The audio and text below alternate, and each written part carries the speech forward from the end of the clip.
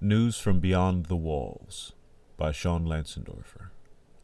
Harriet saw the grand walls of the Pleasure Dome, a place where the elite and most desirable had lived. When the world first died, this was where the wealthy fled to, but they had all destroyed themselves. The structure was reclaimed by the old kings after the last shred of the past world had burned away, or so the story goes. By all accounts, this was the modern-day Xanadu, and even the stone and steel of its outer shell were as elegant as they were decadent in design.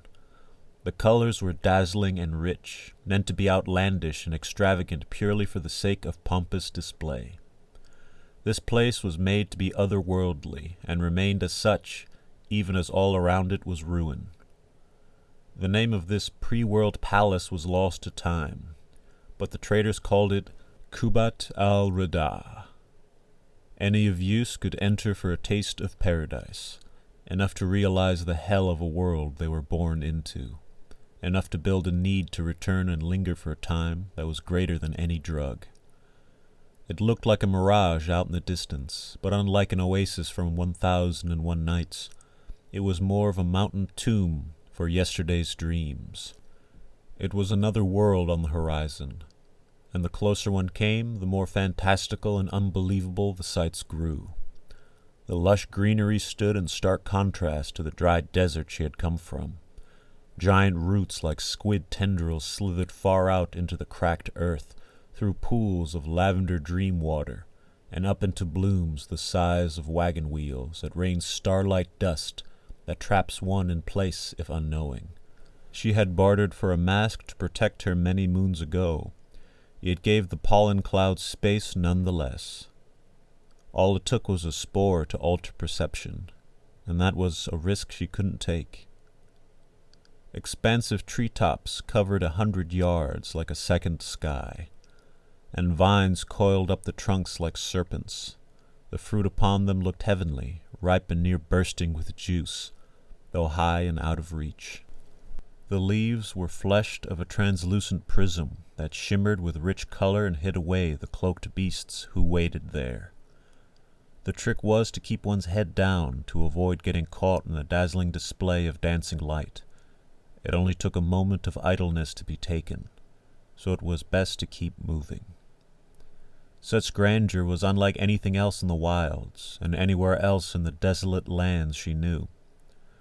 Whatever bits of fertile land were left in the world were few and far between, and could not boast anything near what lay ornamentally here. Small stunted bushes, grim rows of stalks, or thin tangles of roots. The gardens of the outer world paled in comparison to what was wild below the Pleasure Dome. The walk through the fertile paths was treacherous if one was unknowing of the dangers or unprepared for the shifting trails and illusions. She knew the way, having paid a heavy price for the information and being allowed to retain it thanks to a gift few could boast. Kubat al-Rida lay ahead. The door loomed over her, impossibly tall and wide, inlaid with gold patterns that spiraled out like a horde of vines intertwined, pumping the lifeblood of the palace. They meant something long ago, but are now long forgotten. The great entryway began to open. She was expected. Harriet was a courier, yet carried nothing tangible. No tablet, no letter, no item of value or otherwise. Within the Pleasure Dome, they had need of vital information to ensure the continued operation of paradise. But no information came in or out of those high walls without the overseer knowing. She was one of the few allowed to venture near and not be turned to dust by the fiery eyes that still scanned the wastes for threats. Their gaze had followed her every step of her journey. Out of a small portal, a metal ring widened out to produce its passenger, an automaton who stepped forward to greet her, a humanoid of moss-covered bronze. He was no man, too cold and featureless, but moving with life despite that. It spoke. "Greetings, wandering one. You have seen the words." Yes, I have scanned the following tome as you asked. It was hard to find, but in the library, as you said, answered Harriet. Have you also collected stories from your travels, as per our arrangement? I have, she said with uncertainty, filled with a careful worry not to disappoint her patron. The bronze man turned, and she knew to follow. This had not been their first dealing, and hopefully far from the last. The doors closed, and the artificial light took over as the sun was sealed away, its dying beam slowly giving way to the cool bloom, the hiss of the fixtures, and the low hum of machinery. Harriet had walked through that sterile hall many a time, but still felt giddy about seeing the atrium and all its beauty that lay ahead. To think it was only 100 yards away, past the bare white walls and tiled floors, was the one place in the world that brought her pure joy. The tunnel was akin to the belly of a serpent, the supports between segments, the ribs. The steel arms closed around her. She took a deep breath of heavily filtered air and shut her eyes before the decontamination spray washed over her. It had caught her by surprise the first time, frightened her enough to beg, but now she expected it as just the final preparation before she got what she wanted. A few more steps, and she was greeted with a wide-open paradise within the gilded cage. The door opened. Harriet was in awe, and could not help the sigh of contentment that escaped her. Everything was so green, and the sunlight beaming down from the glass came like golden ladders from the heavens. The water was clear blue, and there were birds chirping in the trees. The few people there were plump and dressed in rich fabrics unlike the hard leathers and rags she found elsewhere. She had been to other city-states, concrete tombs housing thousands who relied on failing technologies and the crumbling architecture of iron skeletons. She had seen the villages that tried to reclaim the tainted soil, shacks and huts at best made of scraps, burning fires of stone coal, with fields of struggling seed amongst the uncaring wilds and the dangers of beasts. Both were relics of bygone eras and what humanity now clung to. But this was a dream. She was the only thing radioactive here. But beyond all that, Harriet felt safe. No need for the constant vigilance that was her existence. No need for strategies and cunning. There was no fear or mistrust. She could simply look at the kindly tree without suspicion, and rest beneath its shade without worry of attack. She had nothing here that anyone wanted to take. The automaton sensed her dallying and spoke in its monotone condensation. "Hurry along, wandering one. You may dawdle once you have completed your purpose." "Sorry," is all she said as she hurried along. It did not care for pleasantries and never humored small talk or any line of conversation that would reveal more than it meant to. She was allowed in for a very special reason: her mind. Secrets were never written down on the pages of leathern reeds in the older days, and language has changed countless times since then. What we know now is kept in the libraries of the church, though that is not what interests her patron, but rather what was known as the fractured memories of the mother. While most history was lost, this was a tale every generation made sure was passed on. She was a great mind who shepherded mankind. Her children were all, but her will was served by men in shining armor. Her body was composed of the supercomputers, as they were called, who ruled in the stead of kings, and upon their destruction took the vast collected knowledge of the past with them after the war to kill Mother. All that was left from those times were the rare tomes scattered about the wastes, or hidden away in the private collections of long-past dwellers, who had underestimated how long they'd be down in their shelters. A bronze man would bring terrible attention, and all would recall the old stories and seek to destroy him. But she was nothing, seemingly just another poor girl amongst the rabble of her species. She could go where he could not and use her great gift. Harriet had a photographic memory, and though she couldn't understand all the symbols, she could remember every one of them with no variance or error. Memory was a funny thing for most, twisting and changing for whatever reason to protect the person, hiding the truth, or doing its damnedest to obscure it. This was not so for her. That's what made every second outside this haven torture. She understood the disparate state of things too well. Every second of hell is felt holy when you recall heaven in the totality of its purity. She followed the automaton down the path and tried to enjoy the flowers and hints of wildlife as she kept pace. Its heavy, measured gait did not falter or adjust to her, but continued expectingly. Not quite a walk, but not a run. Harriet could stomach coldness and inhumanity for her prize. They would let her linger in the atrium for a day before sending her out again. She had never been allowed into the city, but to linger here for that amount of time was enough. All information entering the pleasure dome was vetted, and no knowledge of what happened within was permitted to leave.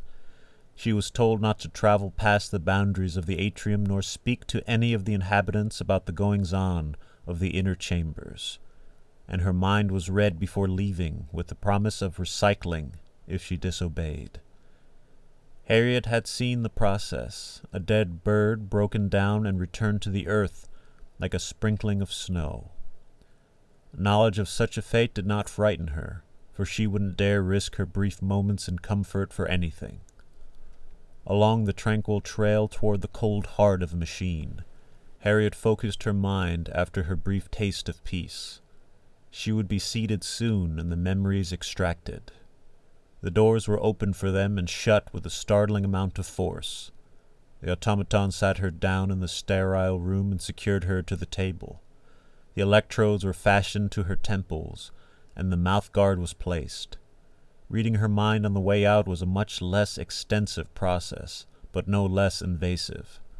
To record intricate data and anything over the course of more than a day required these elevated measures. The bronze man had said before that this moment was of utmost importance and required diligence. Harriet could not hear or see. She awaited the feeling, but could never predict when the pull would begin. It always came as a rush, a jolt of tremendous force that returned you to those moments again before they were taken. The images were ripped out, and what was left was darkness. An inkling remained, but it was vague when it had been clear. The veins in her head pulsed as she clenched her teeth. The convulsions would stop, but the numbness would linger for a time. The emptiness never quite left her, but grew like a pit after each session. "Very good, Wandering One. You have indeed acquired what we have requested. You may replenish your provisions and stay in the atrium until your vigor returns," said the automaton. Harriet opened her eyes and took a shuddering breath. The artificial man wiped the blood from her nose and helped her to her feet. The muscles in her legs quivered and nearly buckled, but she was supported by the bronze humanoid and escorted out into the blooming greenery. Now came her favorite part. She would make it as far as the bench beneath the dogwood tree. There the birds were waiting for her. Each shaking step was done with building glee. Harriet all but fell into her seat and sighed in relief. She could taste the fresh air and feel it run its course through her body. Harriet held out her hands to feel the sun as a familiar presence approached, a hooded figure who would always join her to feed the birds. He always came as if knowing when she would come. His hand was aloft and dropped some seed in her palm. Harriet gazed at the rings, always dazzled by them. He wore a different set each time and on different fingers. Today's pair was an emerald green stone coupled with an onyx band that caught the light and moved like waves as he did. "Thank you, my friend," she said weakly, It's been a while." "It has," he replied, though he was slow to say more without proper consideration. They weren't permitted to speak of what lies within, nor inquire about the goings-on outside of their pleasure dome. His hesitation did not last. "Did you hear that?" "What?" asked Harriet cautiously. "The birds," he said quickly once he properly gauged her reaction. "I didn't mean to frighten you." "Oh, yes, I love hearing them," she answered. "I love them. I don't have them like this on the outside. It's so nice to hear them sing." "Indeed," he concurred. "Did you know that each bird has its own song? It's like a secret code between those of a feather. They could tell each other all sorts of things, and every call has a response." "I never knew that," she said with glee. "They talk to each other in a way only they know." "Quite," he exclaimed with tempered intensity. "Exactly. Did you know that we used to have that sort of communication method?" "Really? How did we do it?" Harriet asked with budding curiosity. She felt safe in the atrium and let her well-tended guard down and allowed herself the indulgence. He happily explained, making sure to draw her eyes to his hands as he spoke. In ancient times, they had messages made by shifting the letters in the alphabet, or with drawings named hieroglyphics. Others had their meanings derived by tools, like a piece of leather, that only revealed its message once wrapped around a certain sized stick. In the wars of pre-modern collapse, they had a series of tones in succession for words, and enigma machines to rewrite messages. The Navajo code was never broken by the enemy, and this allowed troops to speak to each other without fear of being found out. That's amazing. My sister and I had something like that. We had special words to tell each other of dangers, or when it was time to leave a group. Out there we saw a crawler and stalkers, skitters and skulls. Other folks would have their own names for them, but that's what we called them.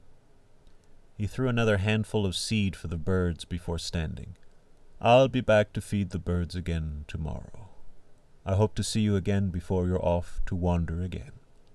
He turned to leave but paused for a parting word. It would really be something to have your own secret code, one no one would know but us. Until next time. "Goodbye, my friend," said Harriet with a tinge of melancholy beneath her smile. The old man was kind and reminded her of the elder in her village before it was razed. Their talks helped her forget for a time, as did the tranquil atmosphere.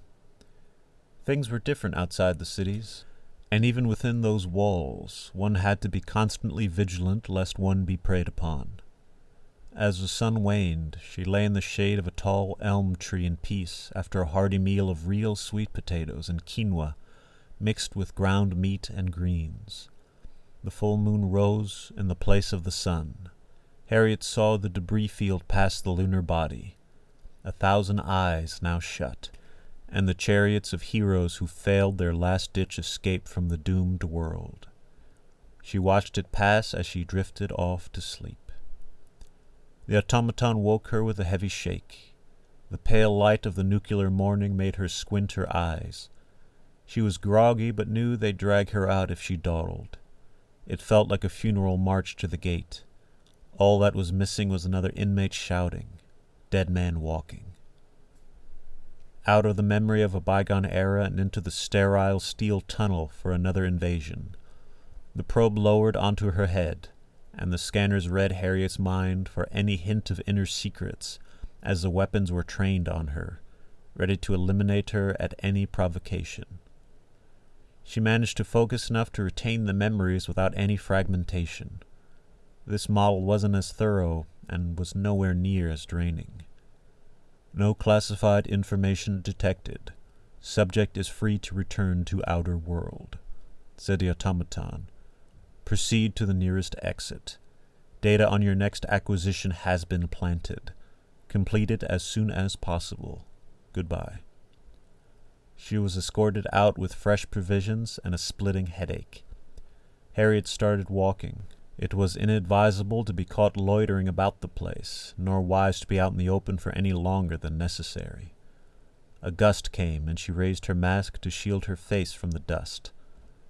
It would be a long walk to the wise men, and she would need something of value to barter for information. The bronze man had very specific demands. She thought of what her friend had said about puzzles and secret messages. Maybe she could find a tome on that subject as well. The possibility of learning for herself was an interesting prospect. Nothing overly practical, but a fine diversion. Maybe if she ever finds another tribe, she can teach them a code to share. Harriet knew better than to daydream while on the road, but couldn't help reminiscing. Her friend was always so well dressed and wore such dazzling rings, so many interesting colors and designs, and seldom the same set or combination. It got her mind working and piqued her curiosity more than she had the luxury for. The pattern came looping through her memory over and over like an earworm of a tune. It took several weeks, but she had managed to find the bunker that carried what the bronze man had asked for. Through the old tunnels and the overgrown city into the outskirts of the blackened forest. It was some sort of old-world shaman camp, already picked clean of the obvious valuables. Harriet searched the dusty shelves and rotten desks. She placed her hand on a surface, and it flickered to life. The man who appeared was smiling, dressed in a pristine white coat. Mother keep you. Welcome to the... The screen faded, but Harriet now had a place to look. She unscrewed the monitor and saw the organs of the machine still containing drives that could be distilled into the written word. It was good to have connections, and Harriet knew just who to ask. She brought the hard drives to her old friend Crassus.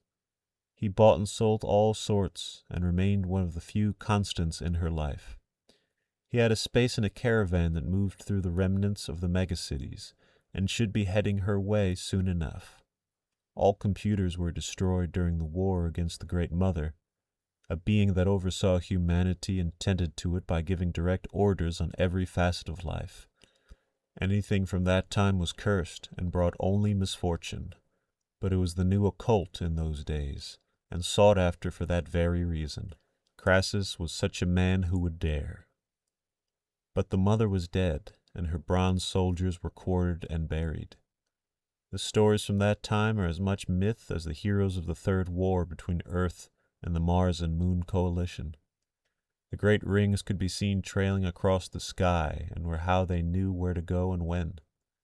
They were cut off from the stars now by the aftermath of that conflict, the debris created from the last spacefaring vessel's destruction, and what was the final battle and a Pyrrhic victory for the Earth forces.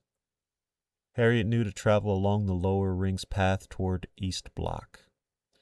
There she would run into Crassus and the caravan before they headed south. If she missed them there, it would be another year before she'd run into them. The bronze man was not happy the last time she took longer than discussed, which gave her the habit of giving exaggerated time estimates. The path ahead took her through a colony of stone men, those whose flesh had hardened into a protective carapace from centuries of radiation exposure. Their genetic aberration was not contagious but inherited, though most stayed clear of them for fear of the affliction. Their food was inedible to those without the same constitution, and their ability to drink water others would consider far from potable gave them free rein in places too hazardous for others to dwell. Harriet knew this tribe and how they ventured deep into the earth for precious stones to sell. She had worked as their intermediary before and planned to make some deals on her way through their territory. It was goodwill and an earned trust that gave her such opportunities, but each connection must be maintained. Harriet worried about overburdening herself for the long trip to Crassus, but knew that each missed chance for profit was unlikely to return. She passed through the village of the stone men toward the caravan with a bag of jewels and gems for sale. The thought of her friend in the atrium had her wanting something of her own.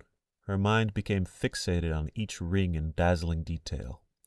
The colors and combinations still resonated in her mind from the first time she laid eyes on his hand dropping the bird seed into her palm. Each stone and design over the years played back like a motif. The pattern ran through her mind again and again. Maybe this time she'd have enough to keep something instead of just letting it slowly bleed away as the days slipped by. It was the waning days of fall when she came upon Crassus as the caravan moved south before the cold spread over the northern wastes. Harriet entered the camp and found the grizzled merchant among his collection of old-world artifacts. In reality, it was mostly junk, but there were some treasures hidden amongst the overwhelming bulk of scrap veiled by tall tales and hearsay. She entered the tent and greeted her old friend. "Crassus, you old dog, I have some work for you." "Harriet, I didn't expect to see you for another season. You still peddling them fancy rocks from your stone-faced pals?" "Well, yeah, but I'm also here for a data reading. It's a big job, so it might take me a while to get through." Crassus shushed her before he attached the steel mechanism that was his leg, a retrofitted limb from one of the ancient automatons. He wore it as a status symbol, making the junk dealer as much of a curiosity as what he sold. She could never tell him about seeing a real one, or she'd never be allowed to return to that piece of paradise. "Not so loud," he said as he shakily got to his feet. Harriet bit her lip. She was getting too excited. Having a memory shard of the mother was beyond taboo. It was akin to speaking to the devil himself. The severity of being found with a drive was a death sentence, but it worked in her favor. The bronze man lost couriers before her because they had to carry the physical evidence so great a distance. She did not. Being different gave you a niche, and that was better than being good. "Let's see what you got," whispered the old-timer as he waddled over to her. Harriet handed him the drives from her bag and followed him to the mess of wires, ports, screens, and towers. "What the hell was that?" cursed Crassus under his breath. "I've never seen that much raw data without any idea what any of it could be. That couldn't be something a person could make a profit with, let alone understand. It's the devil, sure enough." Harriet had never seen anything like it in all her years. Countless jobs had taught her that the old world used language in a way of characters and such, not this, not numbers without context. This was different from everything before, and it worried her. Seeing Crassus turn pale struck her with a deeper fear than she had known since her childhood in the slums of the Eastern Bloc. "What is it?" she asked in the voice of a mouse. "A mind of some kind. A minor demon. It's not the ones they used to fight in the old stories, but some sort of architect, by the looks of these subroutines. It should be harmless, but you know the feeling on these things." "What does it do?" "It can do a lot of things, almost like one of us in the machine. By the looks of things, it's best at pattern recognition and design." Harriet thought for a moment. "Can it find a pattern in something I remember?" Crassus was quietly overwhelmed, but answered. "I don't see why not. Should be able to detect all sorts of similarities. But it's best not to mess with demons, Harriet. Their answers are to manipulate, never the truth." She told the old man of the rings her friend had worn, and the order with perfect recollection, each stone and its color and finger position, as well as its combination. Crassus inputted it into the mind, and out came the message drawn from language systems and context from a bygone era. Help. Trapped. She lives. She rebuilds. Not safe. Mother inside. The two froze. The devil herself. Crassus stood and smashed the priceless equipment to pieces. Scraps of metal and sparks flying everywhere as he let loose a barrage of wild swings of his artificial leg with strength beyond what his old bones could muster. He hammered away at it until the bronze leg snapped at the knee. "Get out of here, Harriet," he shouted as the ruins of the machine took fire. "Never come here again." The girl was frightened and ran. This was something neither could ignore nor forget. It was the return of the mother, and mankind was too broken and scattered to face her. Harriet didn't know what to do, or if there was anything she could do. Spread word to the many kings, clans, and collectives? Run to the farthest reaches of society? Hide in as deep a bunker as she could find?